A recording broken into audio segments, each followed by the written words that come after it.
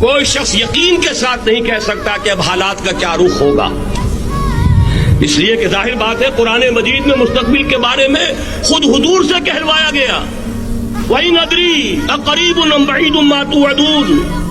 لوگوں مجھے معلوم نہیں ہے کہ جس بات کی تمہیں خبر دی جا رہی ہے وہ قریب آ چکا ہے یا دور ہے۔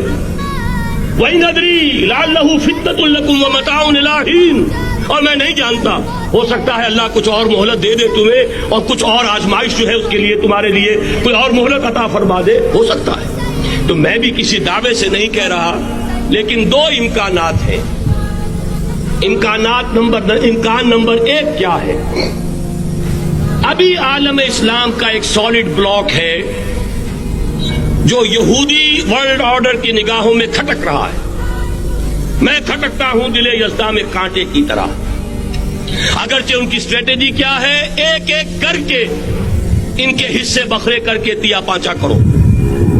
ابھی وہ بلاک کون سا ہے؟ ایران ہے، افغانستان ہے، پاکستان ہے، اور روسی ترکستان سے آزاد ہونے والی جو ریاستیں ہیں، یہ ایک سالڈ بلاک۔ یہ عجمی مسلمان عربی نہیں، عربی گئے، یہ نوٹ کر لیجئے، اس لیے کہ عربوں کو اللہ نے فضیلت دی تھی، محمد ان میں سے تھے صلی اللہ علیہ وسلم، یہ رتبہ بلند بلا جن کو مل گیا۔ لیکن ساتھ ہی اللہ نے دھمکی بھی دے دی تھی سورہ محمد میں، ان تتولوا یستبدل قوما غیرکم، اگر تم پیٹھ دکھا دو گے اس مشن کو جو ہم نے تمہارے حوالے کیا ہے، تمہیں ہٹائیں گے، کسی اور کو لے آئیں گے۔ اور یہ بات ہو چکی ہے 13ویں صدی عیسوی میں، 1258 میں جب سقوط بغداد ہوا ہے، عربوں کے ہاتھ سے عالم اسلام کی قیادت چھین لی گئی، معذور کر دیا۔ اس کے بعد قیادت کن کے ہاتھوں میں آئی؟ ترکوں کے ہاتھ میں۔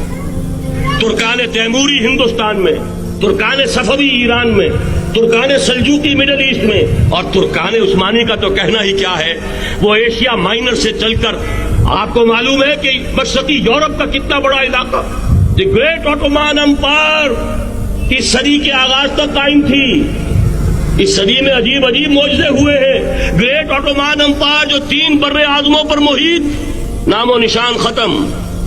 دی گریٹ USSR، نام و نشان ختم۔ اب تو روس صاحب ایک ملک کی حیثیت سے رہ گئے۔ یہ اس صدی میں 2 اور وقت نہیں ہے میں اور آپ کو کیا بتاؤں، اس صدی میں تو بڑے بڑے عجیب عجوبے ہوئے ہیں، بڑی بڑی 2 عظیم جنگیں ہو چکی ہیں، تیسری جو ہے سر پر کھڑی ہے، دور نہیں ہے، جس کو حدیث میں کہا گیا ہے الملحمۃ العظمی، تاریخ انسانی کی عظیم ترین جنگ، اور وہی صلیبی جنگ جس کا آغاز بوسنیا سے ہو چکا ہے۔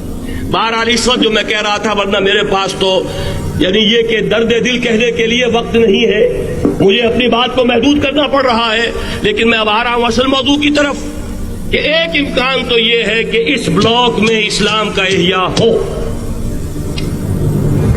اور اس کے لیے کچھ نویدیں بھی موجود ہیں احادیث نبویہ میں۔ وہ تو آپ نے سنا ہوگا اقبال کا شعر، میرے عرب کو آئی ٹھنڈی ہوا جہاں سے، میرا وطن وہی ہے، میرا وطن وہی ہے۔ حدیث میں آتا ہے یخرج ناس من المشرق یؤتون للمہدی، یعنی سلطان ہی، مشرق سے فوجیں نکلیں گی یہ جو کہ مہدی کی حکومت قائم کریں گی، اور یہ ہوں گے حضرت فاطمہ کی نسل ہی سے رضی اللہ تعالی عنہا، لیکن عالم عرب کے اندر پھر ایک طاقت بن کر ابھریں گے، باطل کی قوتوں کے خلاف جہاد کریں گے، لیکن ان کو مدد آئے گی 2 طرف سے، ایک زمینی مدد آئے گی مشرق سے، ایک آسمانی مدد آئے گی، عیسیٰ ابن مریم کا نزول، حضرت مسیح علیہ الصلوۃ والسلام جو زندہ آسمان پر اٹھائے گئے تھے نازل ہوں گے، اور در حقیقت ان 2 مددوں کے نتیجے میں پھر یہود کا قلع قمع ہوگا، اور یہی گریٹر اسرائیل ان کا گریٹر گریو یارڈ بن کر رہے گا، عظیم تر قبرستان بن کر رہے گا۔ اس کی بڑی واضح حدیثیں موجود ہیں، اس کی بڑی تفصیلی خبریں موجود ہیں، یہ احادیث کی کتب کے اندر، بدقسمتی سے ہماری اس کی طرف توجہ نہیں ہے۔